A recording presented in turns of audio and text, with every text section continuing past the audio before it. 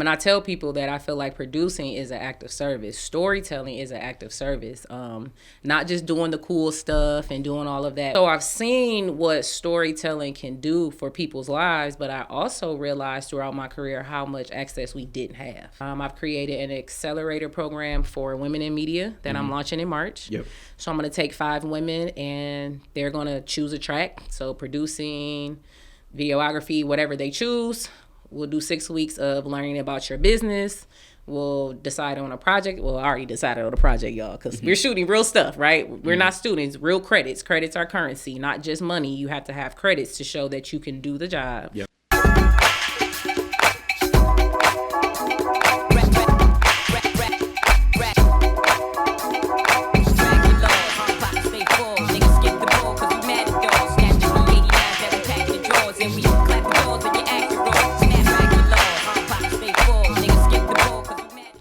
What up, though, Black Fridays family? Welcome back to another installment of the Black Fridays podcast. Before we get into today's episode, make sure you hit that like button, subscribe, follow, drop comments, send some videos to family, friends, and loved ones so that we can keep this thing going.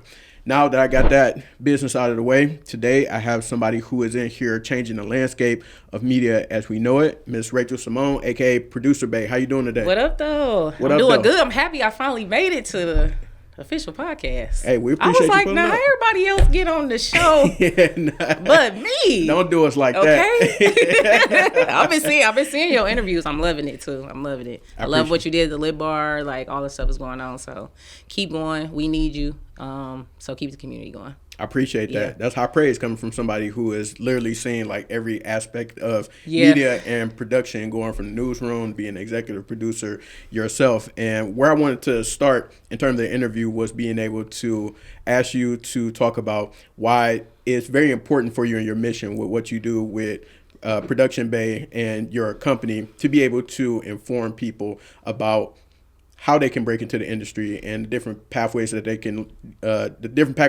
take, the skills that they can build in order to be able to have a path similar to yours. So why is that important for you in terms of getting people, uplifting people to join media industry? Yeah.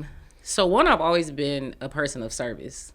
Okay. And I lean in on this. I grew up in a small Black church. I've been serving since I could walk. And I tell people that I feel like producing is an act of service. Storytelling is an act of service. Not just doing the cool stuff and doing all of that, but throughout my career. So I come from legacy media, right? Everybody pretty much that knows me knows. My dad was a director at Channel 4 for 38 years. So I was literally been in the newsroom since I was a child. Like he got the job like a week before my older sister was born. Okay. So that's the only thing that we've known our whole life. So the Carmen Harlans and Emery Kings and Chuck Gaticas, these are like my aunties and uncles, right? Yeah. So I've seen what storytelling can do for people's lives, but I also realized throughout my career how much access we didn't have. And so each stage of my career, I saw myself being just like one of one. I might be the only younger person, right? Because people who work in media like don't leave. Like, yeah. It's people there. I'm like, you're 50 years in, bro. Are you not gonna do, and not that you have to do anything else, right, but it's just one of those careers once you get in it, because there's a lot of just community, right? When you find your right crew, I work with the same people, right? I've been hired by the same people over and over again. So that's just a part of it. If you think about it, Regis just stopped working. Correct. Within the last 10 years. Al Roker just came back. Right. Okay. Like, you leave and you still, my dad, he retired to still go get another full-time job. Right. Like he's the production manager at Triumph. I'm like, you left to still actually go work full-time. Yeah. Okay, sure. So that access piece, and because I had a slight advantage, I want to be clear, y'all, slight advantage. I did not have the advantage that y'all think I did, simply because my dad didn't have any connections in TV and film. So when I started going down that path and I became a production assistant, he literally would say, I don't know who to call.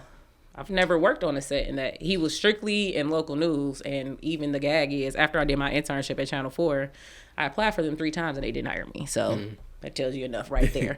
So yeah, just creating space and access and knowledge. Again, as I went through steps, I realized I love Detroit and I love that we hustle, but we lacked a lot of education around TV, film, media, even through like soft skills, kind of some of the basic stuff, how our businesses should be ran. And it was time for me to fill in the gap. So tell us more about Production Bae and what services that you offer. How did it come about, and how the people could be able to tap in if they want to do so. So she's in a transition right now. Initially, how she was birthed was after I did Dave Chappelle in 2021. So let's kind of go back and talk about being consistent and being diligent and just doing the job. Maybe about, it was probably like 2 years, so 2019. A friend of mine, he's from here. Shout out to Jarrell. Love you always. Big Jarrell. He called me. He said, I'm about to connect you with this guy. He's from here, but he's living out in LA now. Been there for quite some time. He's like, I'm about to connect you with this guy. They usually hire all black people, so they come into Detroit. I was supposed to do this, like this jail show, like a 60-day in type thing. But they end up not doing the show anymore. So he was like, all right, I'm going to call you. I'm like, man, he ain't going to call me no more. Like, it's over. My little connect that I thought I had is not going to happen. So maybe about 6 or 7 months later, he called me. So now this is COVID time. This is that 2020. And he said, okay, I got a job for you. It was for on network for a Christmas special with the Clark sisters. Literally all I did was go pick up masks, gloves, and drop them off to some of the directors. It was only like 4 or 5 people on the crew, but they all came from, they flew a couple people out from LA. Then it was like 2 of the people that were here. That's it. And then I went on set because I had to pick up some equipment, and that was my only job. Nothing else. Then he hired me 2 more times to essentially do the same thing, because now I'm his Detroit Connect. He's like, well, I don't know no other PAs in Detroit, so I'm going to call you for these gigs. I did that for 3 gigs. That was about a year. I think each gig was like 2 or 3 days. No heavy lifting. Got my day rate, about $300 a day. That's all we did. He calls me when the Dave Chappelle thing rolled around and said, I'm about to step your game up.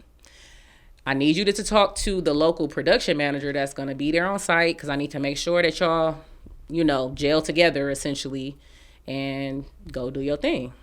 But he didn't tell me who it was for. But I didn't care because I trusted him at this point, and now he trusted me, right? And I knew I was going to be able to hire my people. So when I told him, I'm like, I don't know, we got something big coming up. Don't know what's going to happen, but we did it. So I remember talking to the production manager. Shout out to Vidal. He's from here as well. Been in TV for quite some time. And we had a good conversation. We just kind of talked about my skills. And he was like, well, Kali recommended you, but this is what I really need you to do. I need you to be able to create this travel spreadsheet, okay? I'm not the best at Excel, but I got friends. So I called my friend Tierra, and I'll never forget this. She was in the car with her now husband. Were they married then? They might have just about to get married. I said, I need you to create me a travel spreadsheet. Like, I need it within an hour. Because, again, I'm already supposed to have this skill built up. And he was like, send it to me, and then we'll go from there. She was like, okay. Created it in the car, literally within 10 minutes. I'm not even exaggerating. Boom, I sent him the spreadsheet. I get the gig. And then he says, oh, and it's for Dave Chappelle.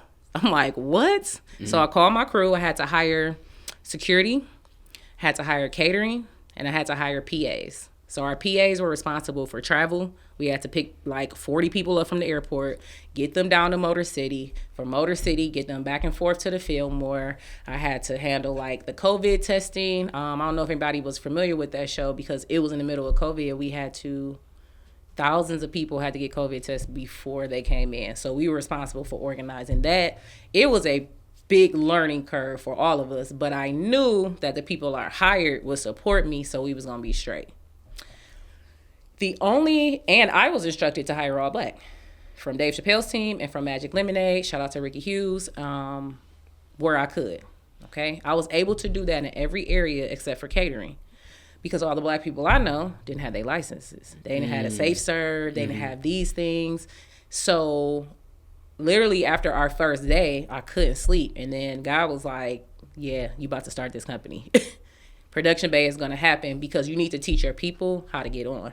So it wasn't about skill. It wasn't about, and what's even crazier is nobody liked the food from the caterers that I did. So I ended up having to spend a little bit more money because like the crew, we ain't really had no choice, but like Stan Lathan was the director. Like, yes, the Stan Lathan, Sanaa Lathan's father. He was like, absolutely not. Take me to 7 Greens. What are we doing? I'm not eating this food. Okay. But it all worked out. Like, nobody was upset in that nature, but it was like, oh, we're missing just that education piece. We don't have film school. Specs Howard barely exists. I know Lawrence Tech bought them out, but they do not exist. Specs Howard still around? I thought they was done. Well, Lawrence Tech took over the program. Mm-hmm. But their focus is still very traditional and like antiquated media, gotcha. I feel like. Okay. And they don't have the level of what they had before. So, yes, technically they're still up and running, but the opportunities is not like it was before. Okay. And that's how she started. Now I've transitioned because I'm no longer really doing other people's projects. I'm solely focusing on my independent projects. Now I'm transitioning to executive leadership role. So we'll be doing a lot more trainings. I've created an accelerator program for women in media that I'm launching in March. Yep. So I'm going to take 5 women and they're going to choose a track. So producing, videography, whatever they choose. We'll do 6 weeks of learning about your business. We'll decide on a project. Well, I already decided on a project, y'all, because we're shooting real stuff, right? We're not students, real credits. Credits are currency, not just money. You have to have credits to show that you can do the job. Yep. And then we'll spend the last 2 weeks in essentially OJT. Well, they'll get paired with a another woman, whatever their field is, to learn their craft and then complete our project. So a lot of the focus is going to be on training, distribution, and helping people get funding for their projects. Dope. And so I have more questions for you, obviously, but now I want to get into my favorite part of Black Fridays, Freestyle Fridays.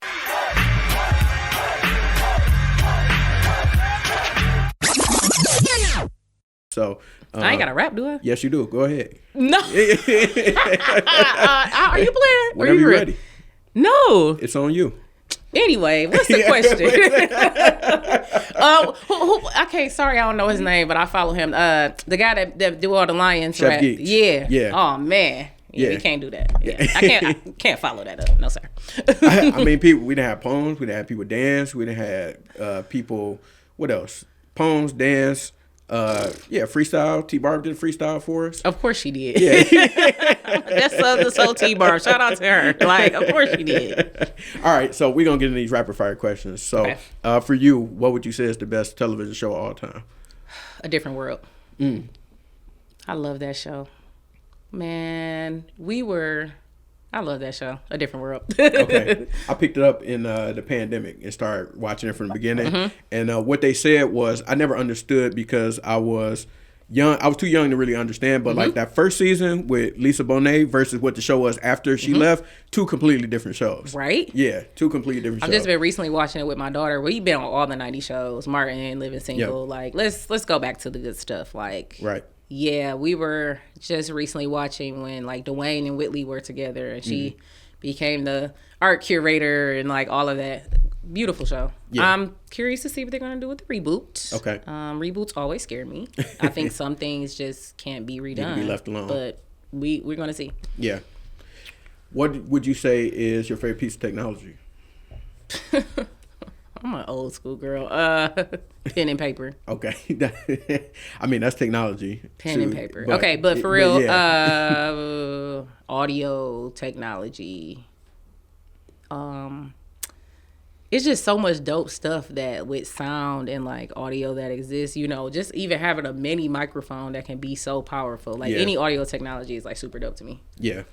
What would you say is the craziest thing that you can remember that you've seen on the set or a project? That I can talk about? No, I'm just kidding. That you can share. Craziest thing? I don't know if I really have no. Okay, that I can talk about. Well, I don't know if this was crazy. I really haven't had any like terrible experiences. I've just maybe kind of been like, felt like I was outcasted, but I really haven't seen anything that's been so crazy. Like not people like not getting, I don't know, people get cussed out all the time. Oh, okay. Like that because there's like $1 million on the floor. But when we did Dave Chappelle, I had a PA. Again, we were picking people up. Okay, we had to pick them up from the hotel. She locks her keys in the car from the rental. So she's calling me, call Enterprise. They like, well, it's about to be this extra fee. And I didn't want to tell my production manager. So I'm like, okay, we got to figure this out. Extra fees. I have to come out. There's going to be this amount of hours, all this other kind of stuff. So we going back and forth on the phone. But like, she's on assignment now. Like she has to go pick somebody up. She has to go to the airport. We're in Motor City. She has to go to the airport. Okay. So I'm like, well, just ask security. So security unlocks the door. Cool. Boom. She goes on about her way. Maybe like 2 hours later, I get a call from my production manager, and he like, why you ain't tell me baby girl locked the keys in the car? I'm like, well, who told you? He like, oh, I ran into security, and they told me that they helped out the team and they helped out the crew. Then the next day, he has this whole dramatic meeting about what people should and shouldn't do on set. So it was just crazy to me, one, that she locked the keys in the car, but like, y'all, why people be running their mouth like that? Security guard, nobody told you. You didn't have to say it, because we had like our badges on and stuff. I don't know. I wasn't even there. That's why. I was on site. He wants some bread. Yeah. I was at the Fillmore, so I'm just doing this over the phone. He wants some bread. For sure. You really been in the trenches. Yeah. For sure. No, like, people don't understand. Like, I put in my sweat equity. Mm-hmm. People see me now, and they're like, oh, you're boss lady. Because, like, oh, no, I'm not doing. Well, no, that's a lie. I'll still put that work in. Yeah. But, for example, I worked a Ford commercial. Mm-hmm. That's another thing people got to understand. You got to put in that work. It's really the small things. We think it's grand gestures and all this, like, oh, you work on a big project. But, like, when that project gone, it's gone. It's the little things that have kept me employed. When I worked on a Ford commercial, it was 3 days. My first day, no lie, I spent... So, this was Hollywood. This had a lot of money. This was like 70-person crew. They flew the director out from L.A., a black guy. I was only 2 black people on that set. Me as a PA. Well, man on totem pole, him as the director. And it was only 5 women. I'll never forget that. I'm like, where are all the women and where are the black people? Like, what are we doing here? So we had like a coffee truck, okay? It was like just a truck dedicated to like coffee and snacks that people can go. But the director didn't like that type of coffee. I spent 6 hours driving around, because we were at Kensington Park, finding a Target so I could buy him an espresso machine. Mm-hmm. But I'm still in contact with that production manager to this day. I've actually gotten like 2 gigs from her since that I did for years. Like, get the coffee, y'all. Yeah, because you went the extra mile. Get the coffee. Well, no, that was my assignment. Oh, yeah. No, that was literally, they said, hey, you got your car, don't you? Mm-hmm. You need to go find this espresso machine, because he needs this to be able to function. Yeah. Right. Service, right? Mm-hmm. Where some people will be like, I don't want to do this or complain about it. But if he needs this to operate and function in his way, then we need to make sure we have that. Yeah. For example, even like Stan Lathan, he liked a specific type of water. Go get the water. Mm. Yeah. So he's cool, calm, collected, drinking his sparkling water. Love that for you. Yeah. Small things, big picture. Now let me ask you this, because this is something that is a pet peeve of mine, just from my personal experience and proximity to different productions and events and stuff like that. Why do people get so particular when it comes to things about that? Because I feel like, I get it to a certain extent, but I feel like it's more so like you really, I think people do that because they feel like they can, in terms of like that industry, where it's like, I can't be as petty as saying I only want purple Skittles and no other color. Like, that's just ridiculous to me. Like the diva effect. Yeah. You know, see, now you made me feel bad about something I'm about to say. Again, back to kind of the piece of service. It's no different than, I'm sure you have a routine when you get ready, right? Right. Or just certain things that you like. It's really just something how people really kind of curb their nervousness. Gotcha. And their anxiety. Okay. I don't think like Mariah Carey is going to say that, right? Or this person going to say that, but having things that are familiar to you, right? Setting your stage, your scene, it's no different like when you go in somebody's dressing room, like, okay, I got to have this here or that, because that gets me prepared for whatever my job is that I'm about to do. Gotcha. Right? And so that's how I see it. Like, whatever your thing that makes you comfortable, that's what you're asking for, even all the way down to the coffee. Okay. And I'm okay with that. Again, this is a thing of service. All right, last but not least, what you got in rotation right now? What you listening to in terms of music? Low key, I've been on my gospel music a lot recently. Okay. I've been going back old school, like Kirk Franklin, Richard Smallwood, between gospel and Rick Ross. Specifically that Teflon Don CD. Because I feel like sometimes when I need energy, like that early mid-2000s was like the time where I feel like I really felt fearless, right? You know, as you get older and things happen and got a baby and, you know, you just transition. So whenever I need a little bit of personal boost, I'm like, remember remember when you wasn't scared of nothing? Yeah. And that in that time, that's what that was. So yeah, I'm on gospel and Rick Ross right now. Sure. Random, but you can go look at my Spotify. Okay, that's where we at. For sure. Well, thank you for partaking in Freestyle Fridays. Definitely appreciate. Even though you didn't rap, but maybe next time. Absolutely not. One day, maybe next time. All right. Once I hit you with this. The next drop we were talking about earlier, that I rap. For sure. That's the deal. When I can make my next announcement, then I'll do a rap. Perfect. Yeah. Say no more. So for you, in terms of being able to help people understand and encourage them how they can get into production and media and things like that, what are some of the teachings that you are focusing on right now that you want people to do? I know you do a lot in terms of your social media content and being able to, and like LinkedIn and things like that, to be able to give out the game that way. But what are some of the things that you focus on to make sure that those people know? Yeah, so right now, actively, me and Anthony Thompson over at 18 Network Entertainment University, we're doing free trainings every Thursday from 6 to 9 at Abundant Life Christian Church, okay? Top experts. These are not just random people. I did the first training. I have my dad coming in today, actually. I know this will be post, but I have him coming in today to teach about live directing. We have Hollywood producers coming in because we need our ecosystem to grow. Mm-hmm. Yes, we all need to make money, but y'all paying me this little couple $100 or $30 here and there. That ain't gonna be. I need y'all to show up, get some real education. So that's ongoing. We're gonna be doing that for a while, because I need people to get to practice. Okay, so that's always gonna happen. Like I said, my cohort, but that will be specific to women. But then I'm gonna start doing like monthly Bae boot camps. Okay, where we're actually going to run on a set. The problem is with any industry, right? We don't have enough on-the-job training. We shoot the same type of content here, right? Tubi films, car commercials, corporate stuff. Yeah. So we don't have experience in an action film. We don't have experience in shooting a series of certain type of level, right? And so we have to get to practice. You will never be at the top of your game if you're not actively practicing. So even outside of that, I always encourage people. Like, I have a lot of students, I deal with the high schools and like Wayne State and stuff. I'm like, let's use DSA for example. I feel like all those kids should be millionaires at this point. Y'all have a full crew. They got wardrobe, cameras, audio, production, managers, people that can do that side, actors. Why you only got a TV show? CMA. Come on now.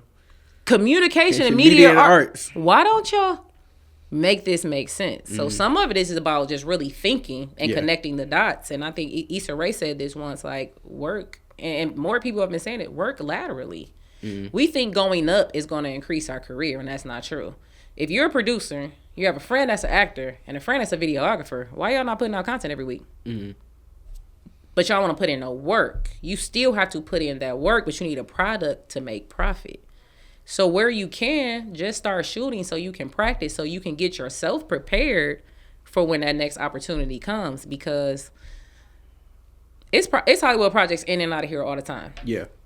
People are slowly migrating from LA, slowly migrating from New York and Atlanta to come here to build things. And if your skill level isn't up, you are not going to be in the room. Y'all have to practice. So come to them trainings on Thursday. Look out for the monthly, like, on-the-job trainings I'll be doing. Just sticking to, like, my content. I'm always still actively hiring. I always hire. I always rotate people as production assistants. That's also another thing. Like, get on other people's set. Literally ask somebody, yo, can I come sit with you? I think sometimes we have a little bit too much pride. I am always learning. Okay, I'm actually about to go to a set today that somebody invited me to. I'm like, oh, he a videographer. Like, oh, yeah, I want to come see how you work. That's not what I do. I know how to do it to the level and do certain things, but there's still so much for me to learn, and that won't even be my career. But it helps me in hiring too. And that goes for any other people. Like, don't take the lessons from me, y'all. I've been doing this for over 10 years. I have taken a lot of L's. I have spent a lot of money. Okay. I've hired a lot of people that was not ready to do what they need to do, but I did that for y'all. Okay. I did that. I crawled so y'all could just get up and walk. but you have to know how people work. And it's more than just because somebody's really good doesn't mean that they're going to be good for your production. I think that's something that people need to learn too, which is why you got to be around people. Yeah. Like somebody, because it's really a gelling of personalities. Which is why people work with the same people over and over again. Like, oh, I'm about to work with this director that knows me as a producer. I'm going to work with this camera op that knows me as a writer. Because my project will be perfection in whatever time that we're shooting. Yeah, and that's just human nature. In terms of working with those people and that level of comfortability. And speaking of which, I'm thinking about somebody who would, because this conversation is so timely, because I literally got a message from one of the homies that was saying that he's looking to get more into the media space and possibly thinking about producing or being in front of the camera, but trying to figure it out. And so I'm thinking about, you mentioned production assistant, so I wanted to know if you could first define what a production assistant is, and then in relation to what a producer is, and then talk about that journey from what someone could expect if they were to be a PA and they wanted to be a producer, executive producer, director, etc. Yeah, so production assistants to me, they're one of the most valuable people on set. We live in America, so we focus a lot on hierarchy. I come from a military family, though. My granddad was a military uncle. My twin brothers in the military. So I understand chain of command, right? Like, respect the pastor. You know what I mean? I'm with that. I understand that. But production assistants keep the train moving. They make sure that the machine will never stop, okay? I'm telling y'all, production assistants should be able to solve problems, not create them. Okay, and you get to learn everything when you're a PA. When you start to get specialized, like producer or location managers or director, or when you get with the camera department, then that's all you do, right? Like camera departments, they own beasts. Like any cam op that see this, they already know. Like they got their own little system, their own little formula going. So you just kind of stuck in that silo, I feel like. But again, you can literally go from getting coffee to working with the director, then you working with actors, you're just everywhere. So I think it's the best, I know it's the best place to learn. Okay, but people again always, it's entry level, or I'm only gonna make this much, or I'm like, but okay, you making $250, $300 a day. I was gonna say, how much typically could a PA expect for projects? That's more Hollywood, $250 to like $350. Okay. Detroit, because our scene is a little different, probably about. Well, I usually pay my people about $200 a day. Okay. But I'm 1-on-1. So, that's not bad money. For a 10-hour day, 8 to 10-hour day, that means you're making $20 an hour. That's not bad. Yeah, it's above minimum wage. Correct. Yeah. And honestly, more than that. Yeah. Like, let's be for real about the jobs that people are actually getting that are not specialized. We ain't talking about if you're doing construction or if you're doing just an entry-level job. $20 an hour is straight. Yeah. Especially something you're doing on the side. Now, this is a hustle, and a hustle that could generate you a lot more money. Right. But again, y'all don't know how to work the room. You don't know how to work the system because you're only thinking about this little couple of $100. Again, that's gone after it's gone. Yeah. So yeah, you can really do a wide range of everything as production assistant. So that pathway, let's kind of talk about, for me, it went from, I probably PA'd for like 7 years.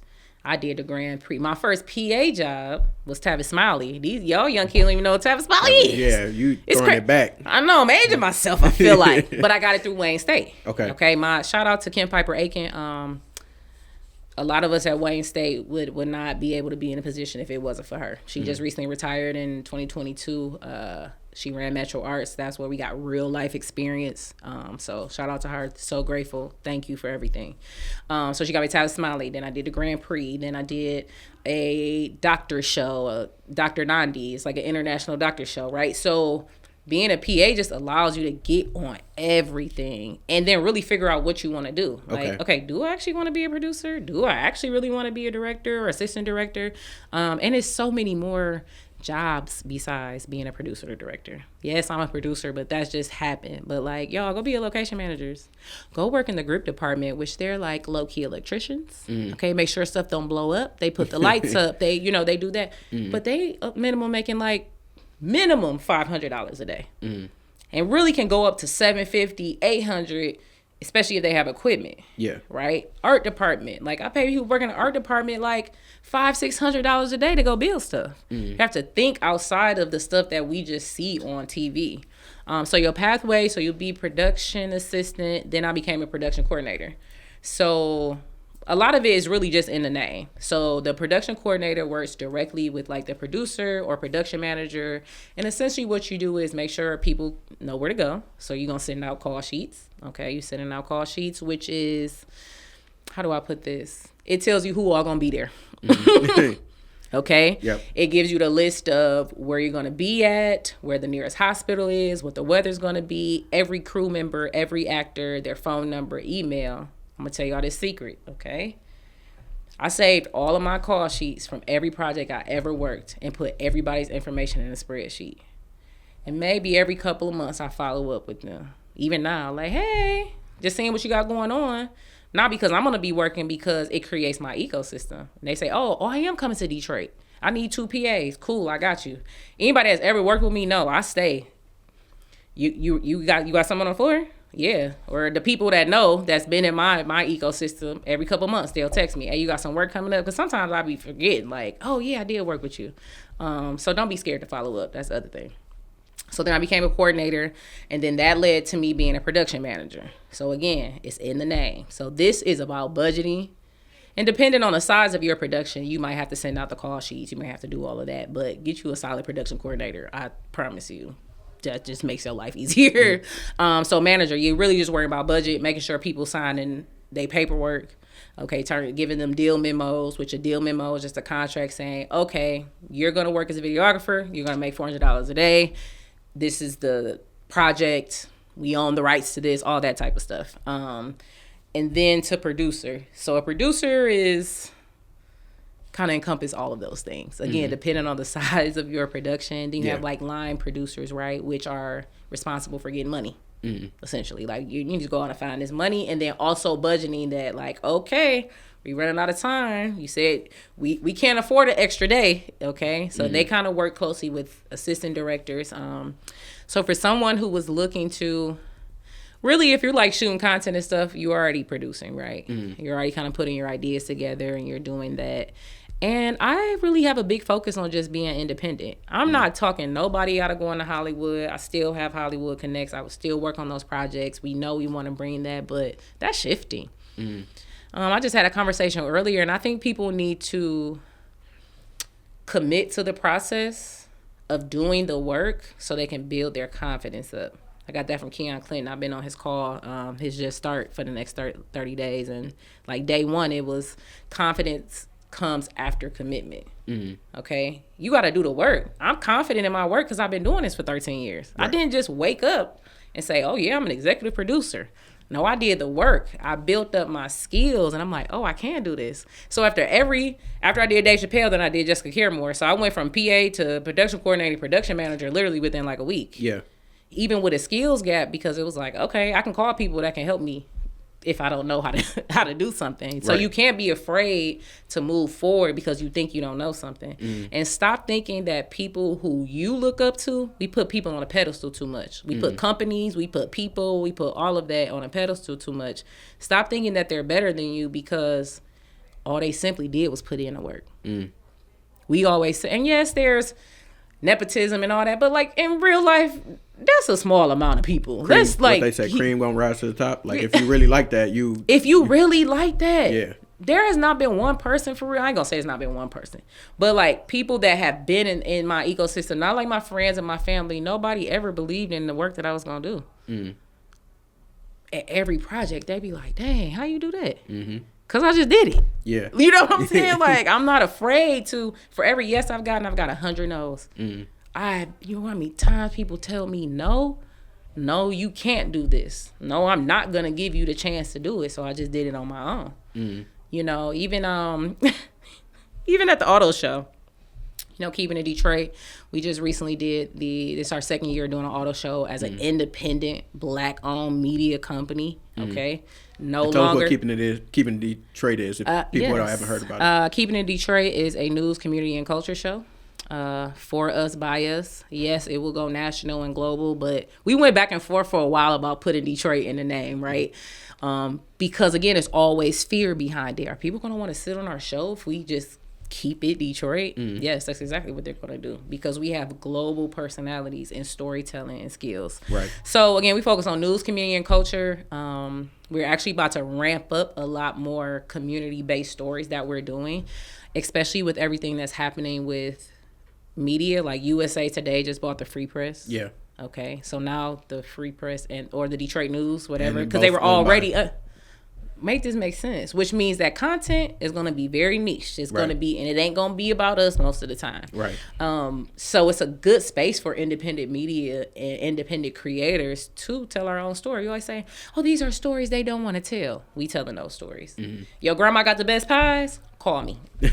We pulling up on Granny. For sure. Because that builds trust and it builds community and it just rises our vibration as people in general.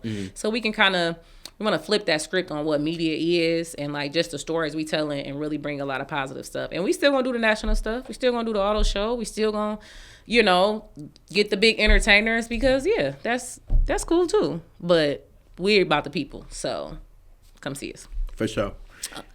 Go ahead. Oh no, you. Oh yeah, so the auto show. It was amazing to me how many people came up to me and was like, "What you doing here?"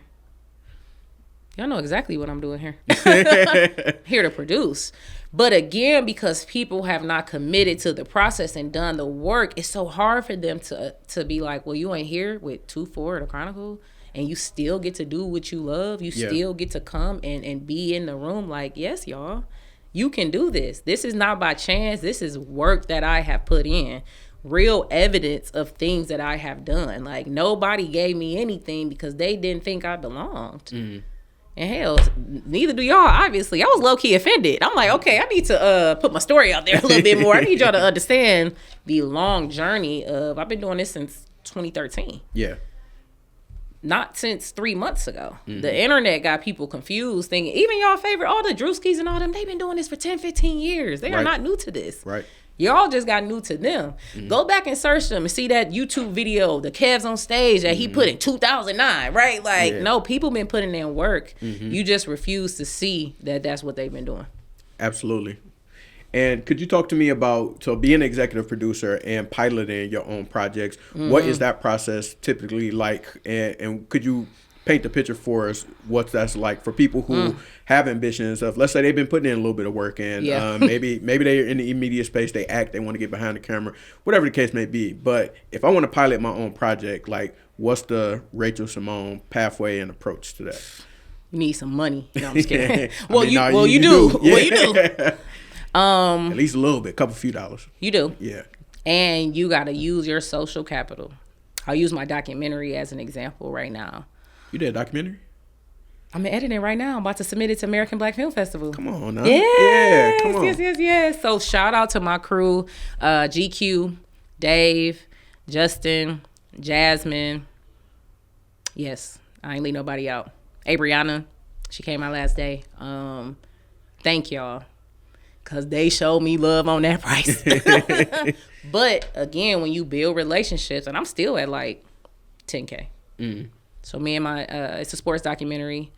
I went to Renaissance, graduated 2006. Our senior year, our girls won a state championship. But back then, the seasons was flipped. So technically, they won in December of 2025. Yep. So when we started, it was like that 20-year anniversary.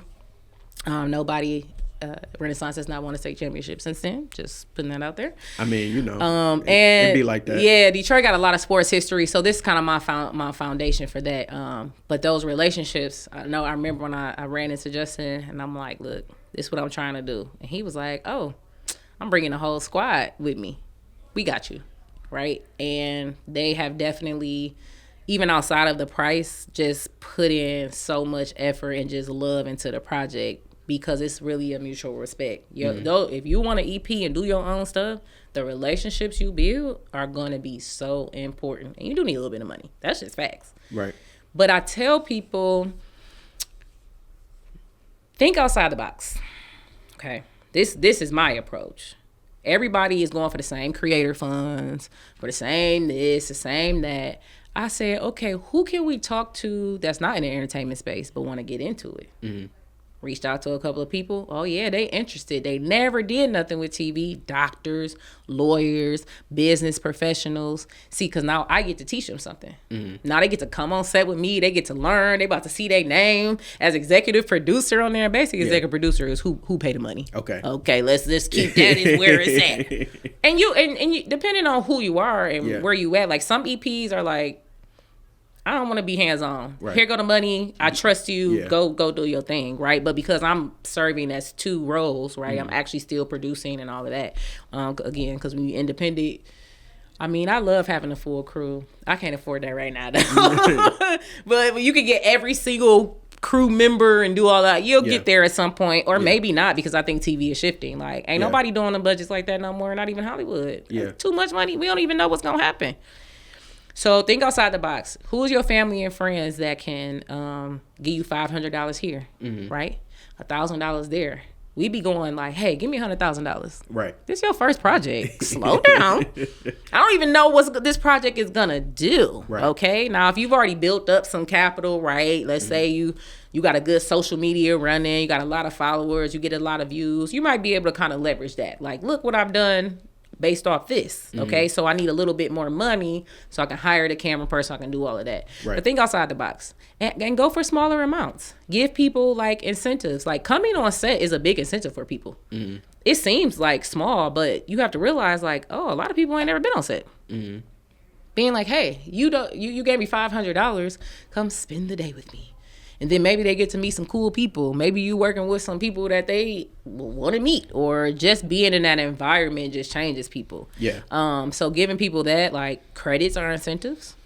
So I know a lot of times when you see like associate producers, more than likely somebody that has been a part of the project but also gave some money, right? Or working out a deal that they might get points on the back end. Yep.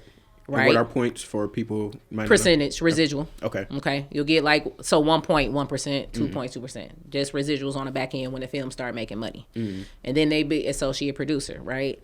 That's also another thing y'all got to know. Y'all be looking at Denzel and all of them, but even that, like, no pun intended. You know how it be. Yeah, it's in the name. It's in the name. Okay. You'll see, he got $50 million for this film. Not understanding, okay, you get half up front. Then you're going to get, that's why promo runs and press weekends are so important. You need to make that money. Yeah. So they can get their money back and you won't lose out. But nobody's just getting that full check up front. And so again, that comes back to that business side of it. Because everybody in Detroit, we hustler. Give me my money right now. I need my money right now. Like, no, Hollywood still sends out checks. Right. I just did a project where I managed a production, so really I just was sending out contracts. Yeah, I'm waiting on my check. Because there's payroll, right? There's systems. So there's a lot of systems in place that we just don't understand in Detroit. But we getting there. I'm coming for y'all. Coming to help y'all out. And it's just a way for you not to just come out of all this money at once, helping people understand. So yeah, think outside the box. Really get people that believe in you, especially if you're asking for smaller amounts that might say, hey, I don't even need that back. I invest in stuff all the time, right? Our people invest in stuff. The people that give to the Cancer Society every year, it'd be like, hey, you give $3,000 to them, just give me $750, right? Write it off. They can write stuff off. You got to start. You got to think business. Yeah, that's really the formula. People just think hustle and this what I need, but it's like, okay, what you gonna do with that money? Yeah, how you gonna make your money back? And marketing. Marketing. Do not miss that piece. It does not matter how passionate you are about your project if don't nobody know about it. Or you got to figure out why people want to care about it. Our sports is like, okay, but sports is up. Women's sports is up. I talked to somebody over at PAL, and he like, I got like 500 girls that's playing basketball right now. They need to see this. So he gonna find a way to invest. I didn't need him to do it on the front end, but he's gonna find a way to make sure that people see my film. Okay, because he's investing in it because he got 500 little girls that's playing basketball. You gotta go where the audience is. Not just what you think you know or what you want, and not you hope your favorite person get to watch it. No, why does the story matter? Where is it gonna go up? And it might not be in your city. Right. People might like your stuff in Texas. Yeah. So you need to go to Texas and do a premiere, or get one of them Texas actors or something. So it's a little research that's gonna have to come into it. Like that's my specialty. I'm a creator, but I am very much on the A-type side. I am a reader. I am a researcher. I'm a strategist first. Right. Which is what separates me from a lot of just other creators who just like, all right, I just want to do art. Just want to create. Yeah, just let me create. Create to create. Okay, I don't know how many crew members. I'm like, why haven't you signed your paperwork? Do you want your check? Right. Nope. But all they think is, oh, I just want to shoot my camera, or I want to just be an editor. Like, no, So that's also, Production Bae. Sign your contract, get your business in order, get your LLC right. Yes, please. Even if you don't own, even if you're not gonna like do your own projects, because we need y'all crew members. So I don't want everybody just to say, I don't want to work with nobody. No, I need y'all. But you still need to have your business in order. Right. And can you talk about how people can get to the bag ethically and professionally in terms of production and things like that? Because we talked about like the process and budgeting, but how can I keep as much of that budget as possible if I can find all the money? You got to use technology. I just took a class about using AI to lean out your budget. Using ChatGPT to help you get your ideas together. Finding ways to... And learning. If you're going to be the EP, if you're going to do your own projects, you should know how to do everything. No, I'm not a videographer, but I know how to set up that camera. Because I'm the one who shot our auto show coverage. Me and my sister and Kiana Davis. Thanks, girl. Oh, and Malcolm Carter. Thank you. Okay? I had to teach some of them a little bit, but I knew enough. And some things I didn't know. Okay? Like, I call Myron all the time. I know he'd be sick of me. I'll be like, I have a question about audio. Can you help me? Literally, because I'm like, I knew it was something small with the audio. I'm like, how do I sync my audio? He like, duh, girl, that's why they clap. Boom, it worked. So my audio was synced perfectly when I did the 2-camera setup. So learning is really going to be I think is the biggest thing that people need to know in order to save money, okay? And I don't know, I think sometimes we just want to spend money. Okay, you want to have this extravagant location. Instead of getting creative and saying, how can I turn this house into a bar? How can I turn this house into this elegant scene by using fabric that I already have? By calling my mama. The last day of our documentary, I used my parents' house. I was about to rent out an Airbnb, and I said, why? My parents have a 4-bedroom, 2.5. And you know where they set it up? They set up the first shot in the kitchen where the breakfast nook was. Beautiful, because it had these beautiful windows, and right? So getting with people who are also creative, okay, who are not just wanting to spend money, that's really just the biggest piece. A lot of people just want to spend unnecessary money. Yeah. I was going to come up out of like $700 for an Airbnb because I had to rent it out for the day before and day after because of equipment and like setup purposes and walkthrough. And I'm like, well, my parents have a living room. They have a kitchen. All the things that we were going to use make this make sense. But sometimes we want to compete where we cannot compare. Why are we doing all of this? That's a question you have to ask yourself. Why do I feel the need to even have this? Even down to the equipment. All these people got all these red cameras and RA cameras. Don't even know how to use them. Don't even know how to use them. You see I'm still recording off the... And I asked you, and I'm like, dang, your footage look good, bro. Like, oh, what you using? Right. Your phone. Even with the documentary, we shot Black Magic cameras. But what GQ was teaching me was, he like, okay, then this came, if y'all don't know, look up Black Ghost Productions. GQ is an OG. He been doing this for 30-something years. You talking about a wealth of knowledge. I'm about to make him teach a class, too. I'm making everybody teach a class, though. I'm cashing in favors. He knows everything about production.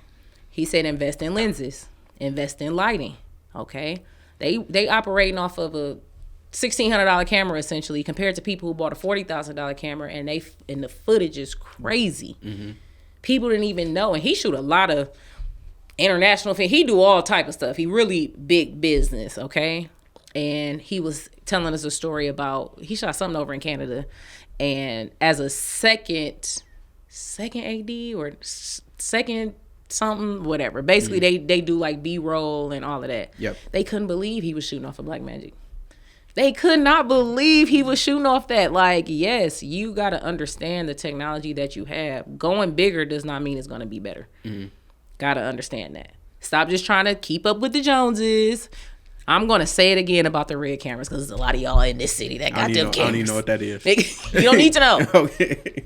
But at some point, Netflix started... it's a Netflix grade camera. Yeah, but Blackmagic on there too. And then, y'all, let's keep it a buck. A lot of these stuff, they still shooting in HD. Reality shows? Oh, for sure. HD. Yeah, for sure. Yeah. Diary cam in it. Yeah. No. Invest in people. That's the other thing. You don't always have to invest in space and this. Like, okay, who got a space I can borrow real quick? Mm-hmm. Cool. Exchange time with people, right? Okay, a lot of people need a producer. So if I do a favor for somebody or they do a favor for me, I'm like, okay, I'll give you, if you work for me for 3 hours and now you need something to produce, I'm going to give you 3 hours of my time. Cool. It don't even take me that long to produce nothing for real. So that's just like the easiest job that I can do. But think about those things, when you build those relationships, like, okay, you showed up for me here. I obviously have skill. Let's just exchange the time. I know people don't like to use the word barter and all of that. It's the same thing, but whatever floats your boat makes you feel good. Mm-hmm. But that's what you need to do. Building your relationships is going to keep your budget down. For sure. Let me see if I can apply some of your expertise to podcasting real quick. Mm-hmm. It's a lot of overlap. What can I do to better produce the Black Fridays podcast? Or it could be podcasts in general that you've seen. Let's say low budget, no budget. Having decorating your set. Mm-hmm. Decorating a set. I think that's important. Cause I see a lot of these like podcast studios, they be playing, but they be paying, you gotta pay all this money. You gotta pay $400, $200 an hour and do all of that. Okay, that's cool. Get you a branded mug. Get some greenery. Yeah. Put up, get a step and repeat banner, right? Mm-hmm. So we use a lot of, we got the vertical banners for keeping in Detroit. We got 3 of them. Mm-hmm. So anytime we shoot, our branding is in the back. Got you. No matter little where stuff. Our mic flags. Yeah, why you ain't got no mic flags? So I do. Yeah. Okay. Oh, you do. I do. They don't fit on these mics, right? Yeah. I use that for my mobile setup. Okay. Your mobile setup. Yeah. But get some mugs. Creating a set. Pillows. It's little stuff. It's like, oh, people will be like, oh, you doing something. You like, no, I literally just bought this from Five Below. Like, no big deal. Like, right. Like when I taught at the Boys and Girls Club 2024. I did their industry club. So I had 11 students. We shot a podcast. Shout out to T-Barb again. Shout out to Dave from Enjoy Detroit. Jay from Private Life Global. They all came and did interviews with the kids. So appreciate y'all for that. We had a small budget. Okay. Well, actually, they did give me a Blackmagic camera. I was like, y'all gonna buy this? For real? Look at y'all. That's fancy. But I was just working with the kids, just teaching them. So we probably spent $100 on Amazon. We walked around the Boys and Girls Club. I'm like, okay, what can y'all use that's already here? They already had a fashion thing going. So I'm like, okay, ask one of them to make something. Mm-hmm. See if they'll do it. So the kid was like, yeah, that's cool because I want to do that too. You got to use your resources. Yeah, so I would say just making it a set, that would be great. And they're always having good audio. For sure. Yeah, that is key. Yeah. So any projects that you have going on I want to ask a two-parter. Any projects that you have going on that you can be able to share with us, or what's next for you on the horizon? You give us a peek into your crystal ball. And then the second part of that is I would love to know if there are any dream partnerships, projects that you would like to create or people that you want to work with, and then being able to let us know. And then hopefully the magic of the universe will make it all come together. Yeah. Well, so right now, wrapping up my documentary, that'll probably be a focus for a little bit because I'm going to do a film festival run for the year. Mm-hmm. So we're going to start off with American Black Film Festival, which is so dope to me because I was there 2 years ago with Jessica, just for her film because I was a part of that. It's almost surreal being I'm about to have a project in this festival. If you've never been, even if you're not a filmmaker. Is that in Miami typically? Yep. Okay. Even if you're not a filmmaker, but if you're a Black just creator or even just a Black visionary, you need to go. Okay. The energy was different. It was just, and I'm still connected with quite a few people that I met there. And we on social media. Some people I can call, but it's just a constant check-in. You good? What you got going on? All of that. So my documentary I'll be pushing that for the next couple of months. And then also Keeping It Detroit is always about to be around. Again, like I said, we about to ramp up some stories, but I'm going to do I'm doing a little mini series called Discovering Detroit. just talking about our history, the businesses that we have. So the first one I'm going to start is going to be called On the Six with it. That's where my family home is at, that 6 Mile and Livernois area. So I am going to be interviewing all of the black businesses down that strip. It's like the Raw Space, Design Studio 6. It's a whole bunch of stuff down there. Detroit Sip, all of them. So that'll be coming like in the summer for real. Because once it get warm outside, and I'll make my way downtown. So Discovering Detroit in partnership with Keeping It Detroit is going to be a super dope series. Just about all the good stuff that we have. Real history, because if we don't tell our stories, we're going to be forgotten. Right. And not social media, not Instagram. I mean, we'll have stuff to fit within that platform, but we need to really know who we are and where we come from and not forget about our OGs who really paved the way. And even the people, our current history makers right now. I feel like there's still a lot of space for us to properly document their stories. Not just what people are doing and like who they are, but like their real history of them, their families. There's so many black people here who like grandparents were pioneers in this city. It's crazy. People tell like, yeah, my grandma was the first lady to do this. Why are we not talking about this? Right. So that's what you're going to see coming from me. And then the other stuff I can't talk about. But I will. Soon in the next couple months. I got to finalize some stuff. You know, you got to sign that paperwork before you get to going. Of course. So we'll run that back when it's time. Dream partnerships. Well, one, I want to say this to all the people who want to get out there. I am the dream partnership for real. I feel like people should want to work with me. And I don't mean that in no type of way. Like, I want to be able to build my career up enough. And honestly, I'm there. It'd be so crazy when I be out. And people like, oh, you Producer Bae. I be want to work with you. I'm like, oh, yeah, I do be doing stuff out here. So I'm still just actively working on that. Working on putting out quality content, things that matter, not just to me, but I know to the community that people might be scared to do, because I think sometimes we just get caught up in a cycle like, okay, well, this person doing this type of content, so I got to do it. Oh, I got to do my podcast like this, or I got to tell my show like that. So I'm hoping that the work that I do encourages people to be more authentic with their work and themselves. But then Ava DuVernay. Yes, girl. Ava, tap in. Ava, tap in. Array, tap in, come see me. But I gotta put in that work. We just want people to do stuff. That's why I'm like, okay, give me a couple of months. Once I start dropping Discovery Detroit, once I start doing that stuff, she gonna see, because she falls into that category of history telling through all of the work that she does. And I would love to get to that point where I can just make a project every like 5 years. Teach, because she does a lot of that too, right? With, I don't know if people are familiar. If you're not, go look up Array. She does a lot of cohorts and helps people find funding. Like, that's important, but she out in LA.